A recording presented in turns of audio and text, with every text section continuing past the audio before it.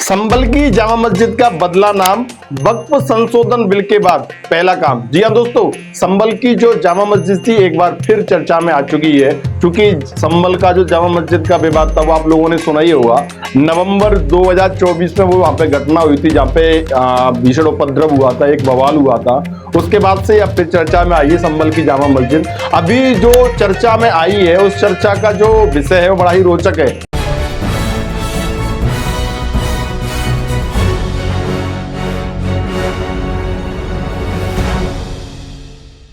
और विषय ऐसा है, जो हिंदू पक्ष है तो हिंदुओं को कहीं ना कहीं मान मनोबल करने वाला है, क्योंकि संभल की जो जामा मस्जिद थी उसका नाम परिवर्तन हो चुका है। और कब हुआ है कि हाल ही में जब वक्फ संशोधन बिल आया है उसके बाद से पहला भी हम कह सकते हैं कि पहली शुरुआत ये हुई है कि उस मस्जिद का नाम बदल दिया गया है। उसको अब वक्फ की संपत्ति नहीं रहेगी। एएसआई ने ये घोषित किया है कि उसका नाम बदल करके जुमा मस्जिद कर दिया गया है। उसमें सबसे बड़ी जो मजेदार बात है वो ये सामने निकल करके आई है कि अभी तक आपने देखा होगा जितनी भी मस्जिद होती थी उन मस्जिदों पर जो साइन बोर्ड लगे होते थे वो हरे रंग के होते थे, लेकिन एएसआई ने जो ये साइन बोर्ड बनवाया है वो साइन बोर्ड नीले रंग का है। और साइन बोर्ड पे लिखा हुआ है, बाकायदा एआई ने स्पष्ट किया है, जो साइन बोर्ड बनवाया है। एएसआई अधिवक्ता विष्णु कुमार शर्मा ने कहा है कि एएसआई दस्तावेजों में इस मस्जिद का आधिकारिक नाम जुमा मस्जिद दर्ज है, इसीलिए मस्जिद के बाहर लगाया जा रहा बोर्ड भी इसी नाम से है।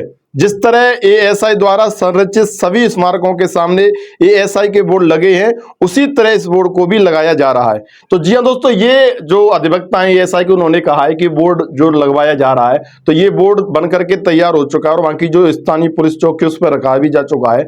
अब चूंकि ये मस्जिद का जो विवाद था उसको भी जान लेना कहीं ना कहीं जरूरी है। अभी हाल ही में जो विवाद सामने निकल करके आया था तो उसमें हिंदू पक्ष ने दावा किया था कि मुगल शासक बाबर ने 1526 में एक हिंदू मंदिर को तोड़कर संभल की शाही जामा मस्जिद का निर्माण करवाया था। उन्होंने दावा किया है, जो हिंदू पक्ष ने जो विवाद हुआ संभल का आप लोगों ने देखा होगा जिसमें 5 लोगों की मौत हुई थी, भयंकर उपद्रव हुआ था, एक हिंसक प्रदर्शन हम उसको कह सकते हैं। तो उन्होंने दावा किया कि 1526 में हिंदू मंदिर को तोड़कर उसकी जगह पे मस्जिद बनवाई गई है।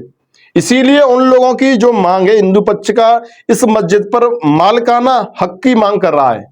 जो हिंदू पक्ष है वो कह रहा है कि ये जो मस्जिद है उस मस्जिद में मालिकाना हक मिलना चाहिए, और हिंदू पक्ष मस्जिद को हरिहर मंदिर बता रहा है। उनका कहना है कि इस मस्जिद की जगह पे यहाँ पे हरिहर मंदिर था।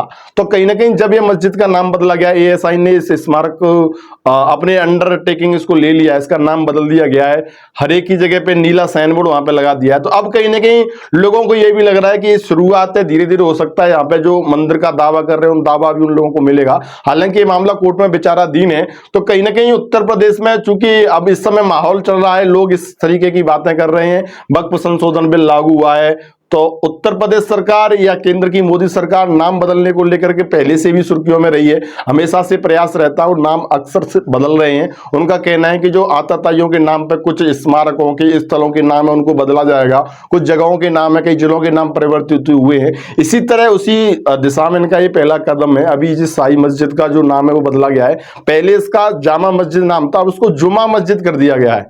तो जो नाम बदलाव होकर के आया है वो जुमा मस्जिद है। तो ये आप फोटो के माध्यम से देख रहे हो कि ये जो एएसआई द्वारा तैयार किया गया है साइन बोर्ड है, ये नीले रंग का है। पहले जो साइन बोर्ड था वो हरे रंग का था, तो नीले बोर्ड के नीले रंग का जो साइन बोर्ड है उस साइन बोर्ड को अब वहां पे लगाया जाएगा। तो कहीं ना कहीं लेकिन अभी कोर्ट मामला विचाराधीन है। साथ ही इस मामले में आपका क्या कहना है? आप लोग क्या मानते हैं कि जो हिंदू पक्ष का तर्क है, हिंदू पक्ष का जो दावा है वो दावा सही है या गलत है?